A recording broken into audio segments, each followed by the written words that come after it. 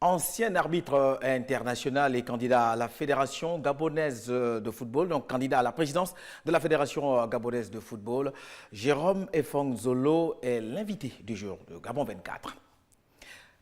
Et avec moi sur ce plateau, Gaël Mapessi, également journaliste de sport au service des sports de Gabon 24. Nous allons parler ce matin justement avec Jérôme Efong Zolo qui est là. Bonjour, monsieur Jérôme. Bonjour.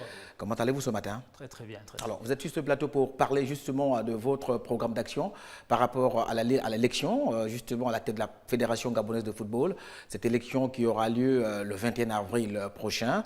Vous êtes confiant déjà pour commencer? Vous savez, quand vous vous engagez à ce genre de combat, il faut être confiant, sinon ça ne sert à rien d'être là. Voilà, donc je disais tantôt avec Gaël Mapessi du service des sports, nous allons nous entretenir avec M. Jérôme Efong Zolo qui vient nous parler de son programme d'action quant à cette élection à la tête de la Fédération gabonaise de football qui fait couler beaucoup d'encre jusqu'à maintenant. Déjà pour commencer cet entretien, Monsieur Jérôme Efong Zolo, vous aviez publié le 4 avril dernier une lettre sur votre compte Facebook. Vous parliez justement d'un détail très important, celui de respecter à la lettre les règlements et statuts de la FEGAFOOT. C'est important. Dans toute grande institution qui veut se respecter, il est important que l'on puisse respecter les statuts de cette institution-là, pour déjà mettre les balises. Parce que quand on ne les respecte pas, tout est faussé au départ, tout simplement. Voilà. Gaël, peut-être, oui. Oui, en parlant des statuts, vous nous dites qu'il est important de respecter les textes, mais on a quand même vu que parmi les candidats qui ont à chaque fois remis en cause les textes, on ne vous a pas très vu. On a entendu et vu le candidat Blanchard Randoum, on a entendu et vu le candidat M. Alabafal, mais vous avez été un peu retiré. Oui, un peu retiré. Pourquoi? Parce qu'il faut faire la genèse d'avant la violation des statuts. La genèse, c'est qu'avant le congrès d'octobre, le 27 octobre 2017, il est important que vous sachiez qu'avant qu'on organise un congrès, il y a un ordre du jour qui est envoyé à tous les congressistes. J'insiste, à tous les congressistes. 30 jours, 45 jours avant, selon. Et cet ordre du jour, on envoie ça pourquoi? C'est pour que les gens puissent amender, ajouter ou accepter l'ordre du jour qui a été proposé. Et le jour, évidemment, du congrès, il y a des amendements, on fait un ordre du jour définitif.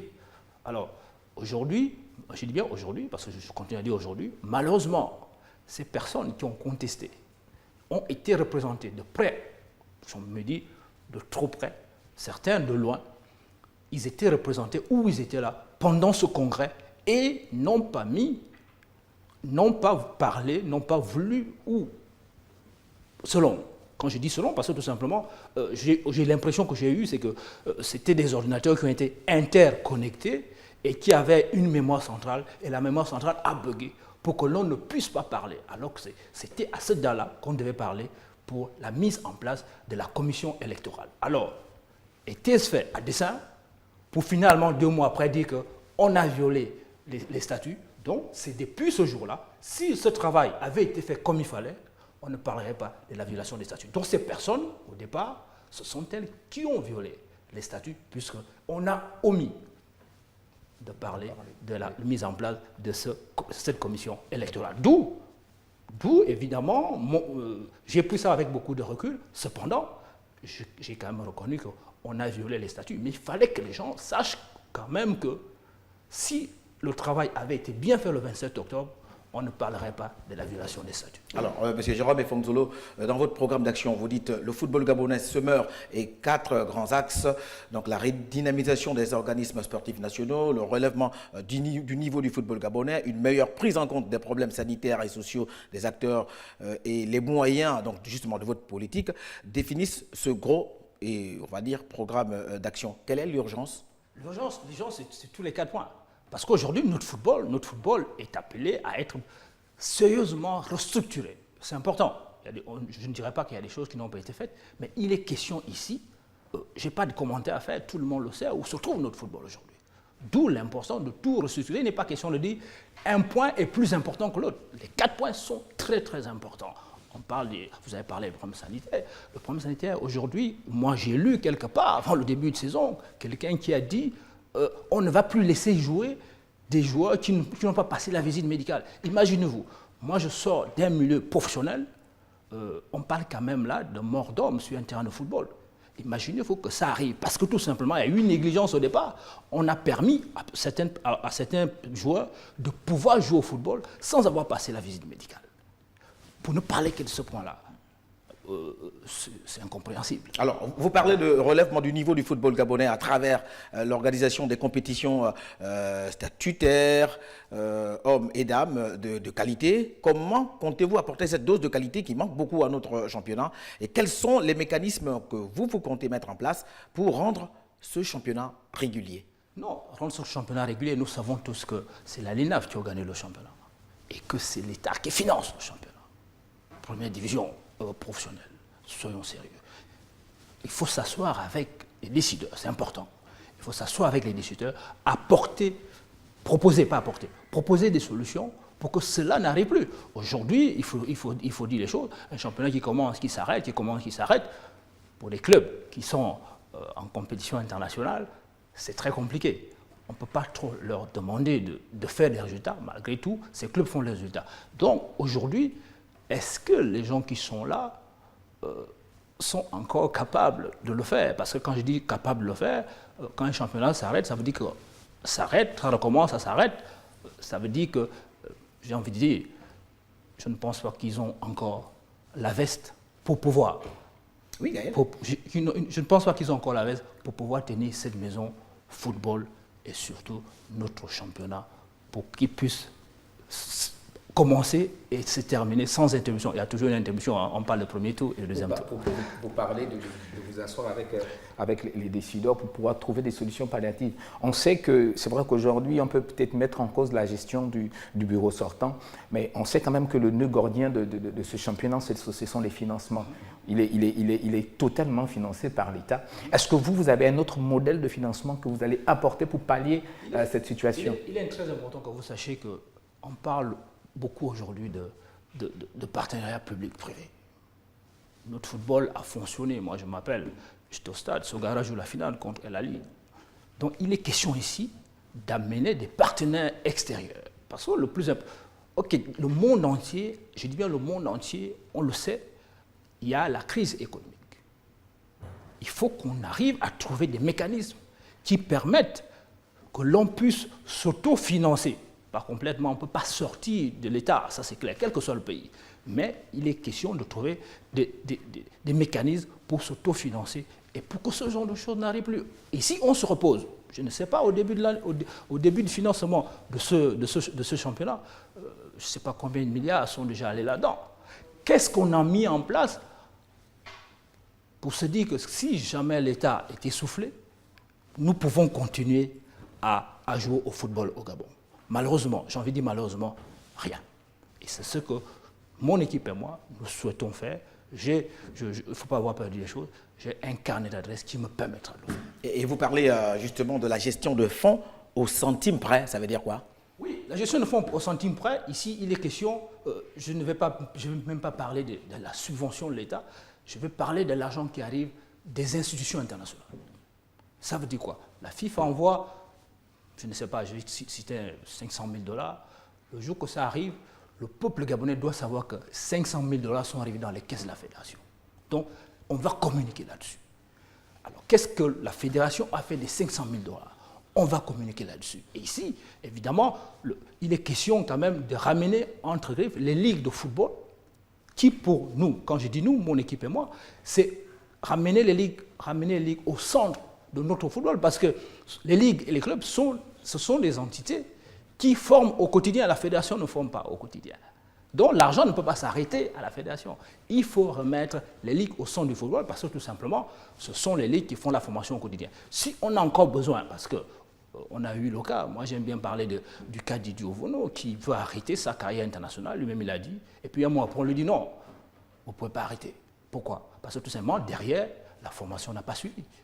Tout simplement. Didier Ovono, il est très grand gardien, mais quand quelqu'un vous dit « j'arrête ma carrière internationale », Je crois qu'il faut respecter ça. Et pour respecter ça, il faut qu'il y ait du suivi derrière, il faut qu'il y ait une formation derrière. C'est pour cela que mon équipe et moi, des ligues, sous-ligues, des minimes, on parlera du football féminin, il faut que l'argent arrive là où il doit arriver, ou au niveau des ligues, des sous-ligues, pour que cette formation, les gens qui sont chargés de cette formation au quotidien, puissent avoir des moyens pour pouvoir former, non seulement former, s'il vous plaît, ce sont ces joueurs-là qu'ils forment, qui vont dans les clubs et qui arrivent en équipe nationale. Donc, si les moyens ne sont pas à l'endroit où ça doit être, on peut parler encore pendant 300 ans. Je dis bien pendant 300 ans. Et vous parliez également de cette mise en valeur des panternautes, du public, avec son équipe nationale. C'est quoi le principe? Ça veut tout simplement dire que le constat, il est là. Je n'ai pas besoin de le répéter. Les gens ne vont plus au stade. J'étais agréablement surpris quand nous sommes allés voir les U20 jouer contre le Togo. La tribune de Monédan à Siban, la tribune était pleine. Agréablement surpris. Donc c'est tout simplement qu'il faut travailler en collaboration avec ce groupe de supporters, c'est très important, et organiser pas mal de choses. Écoutez, moi je prends toujours l'exemple, qu'est-ce qui se passe? Une équipe nationale joue un match, on a un Pierre-Emerick Aubameyang, on a un Lemina. Quand les joueurs viennent, qu'on convoque les joueurs au Gabon, quand ils arrivent ici, organiser des journées portes ouvertes entre griffes, j'ai envie de dire des choses comme ça, où les joueurs sont là, signer les autographes aux enfants, faire des photos aux enfants. Les parents accompagnent ces enfants-là. Il faut essayer de trouver des mécanismes pour pouvoir faire revenir le public au stade, tout simplement. C'est vrai qu'on a plus tourné sur la question de l'équipe nationale à chaque fois qu'elle est au stade, mais il y a aussi des matchs du championnat. On a remarqué que les stades sont désertiques lors des championnats. Est-ce que votre équipe et vous avez prévu un mécanisme qui pourra faire en sorte que les championnats soient regardés? Oui, bien sûr. Voilà, j'ai déjà parlé du problème de signature, d'une journée signature, autographe et photo, mais il faut réintéresser, il faut tout faire pour... Parce que vous savez, je prends le cas des ligues. Quand on a fait un peu le Tour du Gabon, parce que j'ai fait le Tour du Gabon avec mon équipe, c'est dans les groupements des villages. Il faut que les gens se reconnaissent encore aujourd'hui, parce que moi je me rappelle, je ne sais pas, Nzimba, Ange ABC, Capo, rappelez-vous, c'était des grands matchs. C'était des grands matchs. Donc, aller repartir, parce qu'il faut, c'est ce que j'ai dit, c'est important, avec les tutelles, parce que tutelle sport, tutelle éducation nationale, tutelle université, parce que c'est important qu'on l'on ramène le football scolaire universitaire dans le civil. Donc, il est important que, si Dieu le permet, que mon équipe et moi, nous passons, qu'on puisse s'asseoir avec tout ce monde-là pour pouvoir relancer notre football, parce que le vivier, c'est là-bas, dans les écoles, dans les collèges, dans les universités, à une certaine époque où on trouvait les meilleurs joueurs qui ont fait du Gabon ce qu'il a été. Je continue à dire ce qu'il a été. Voilà. Monsieur Jérôme Efong Nzolo, nous acheminons petit à petit vers la fin de cet entretien. On se rappelle justement de ce match de Super Coupe de France entre le Paris Saint-Germain et les Girondins de Bordeaux. Une petite question me taraude l'esprit. On vous avait vu intervenir en faveur de votre arbitre, en faveur de votre juge des lignes. C'était Mouala à Sylvain qui avait refusé le but de Zlatan Ibrahimovic. Vous l'avez couvert. Est-ce que c'est là une preuve que vous allez endosser toute responsabilité en cas de chute de votre... Il est important. On ne peut pas être président d'une fédération et ne pas pouvoir assumer ses responsabilités. Vous êtes président, j'ai dit toujours que gouverner, c'est prévoir. Et attention, et la confiance n'exclut pas le contrôle, évidemment. Ça veut dire quoi? Ça veut dire que quand il y a quelque chose qui ne va pas, j'assumerai les conséquences parce que je serai en ce moment-là le père de cette grande maison football gabonais. Voilà, donc Gaël Bapessi, peut-être une dernière question. Parce que, une dernière question, justement, M. Efong Nzolo, vous avez été 4 fois meilleur arbitre du championnat de première division belge. Est-ce que les arbitres gabonais, une fois M. Efong Nzolo élu à la tête de la présidence, est-ce que les arbitres gabonais auront un regard particulier? Est-ce que vous serez le président des arbitres? Je ne dirais pas les arbitres auront un regard particulier. Toutes les commissions, parce que quand on parle des arbitres, on parle de la commission centrale des arbitres. Toutes les commissions auront un regard particulier pour le développement à tous les niveaux de notre football. Cependant, les arbitres, oui, au Togo, c'est notre vitrine aujourd'hui. Il y a des enfants qui suivent derrière.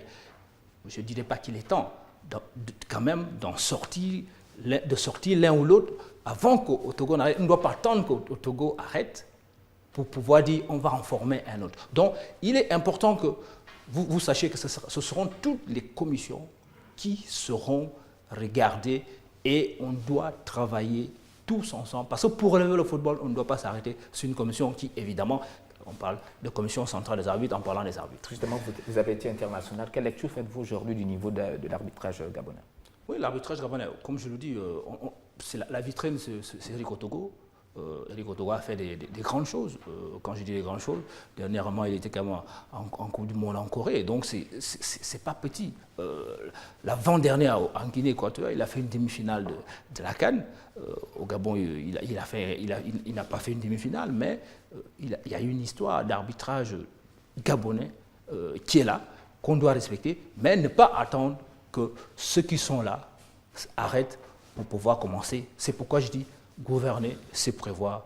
Il faut toujours anticiper. Parce qu'un bon arbitre, s'il n'anticipe pas, il prend les mauvaises décisions parce qu'il sera toujours très très mal placé. Alors, Jérôme Efong-Nzolo, l'élection aura lieu le 21 avril prochain du côté de Lambaréné, c'est dans la province du Moyen-Ogooué. Quel est votre état d'esprit à quelques jours de ce scrutin quand on sait qu'il n'y a que 35 électeurs? Oui, vous savez, nous, quand je dis nous, ça veut dire tous les candidats à la fédération, la chance qu'on a, c'est que nous connaissons nos électeurs. Ce qui est différent en politique, vous devez aller chercher les électeurs où vous n'avez... Voilà, donc, comme je vous l'ai dit au départ, je suis confiant. J'avoue qu'on aurait pu éviter ce prolongement-là que la FIFA a décidé de prolonger parce que les gens ont envoyé des recours. Je vous ai expliqué pourquoi. Est-ce que ces recours, pourquoi est-ce que moi j'étais un peu en retrait avant de dire qu'on reconnaît qu'il y a eu des violations. Cependant, ces violations auraient pu être évitées si les gens avaient fait leur travail le 27 octobre dernier. C'est tout simplement pour dire que je suis confiant et une campagne qui dure aussi longtemps, ça n'arrange pas le Gabon. Pourquoi? Parce qu'au niveau des institutions internationales, les institutions internationales travaillent en année civile, du 1er janvier au 31 décembre.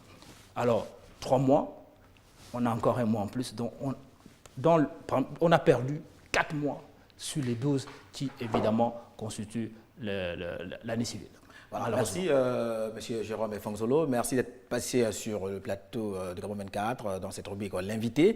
On espère vous retrouver très prochainement du côté de Lambaréné. Ce sera lors de l'élection. Merci d'être passé. C'est moi qui vous remercie, malgré que c'était très tôt au matin. Je le dis quand même. Merci Gaël. Merci Gaël Mapessi. Merci d'être venu m'accompagner dans cet exercice, ma foi, un peu compliqué avec les futurs présidents de la fédération. C'est toujours un plaisir. Voilà, c'est la fin donc de cet entretien avec Jérôme Efong-Nzolo. Je rappelle que Jérôme Efong-Nzolo est ancien arbitre international gabonais et en ce moment président ou encore candidat à la présidence de la Fédération gabonaise de football. L'élection aura lieu le 21 avril prochain du côté de Lambaréné. Merci de nous avoir suivis. L'info continue sur Gabon 24.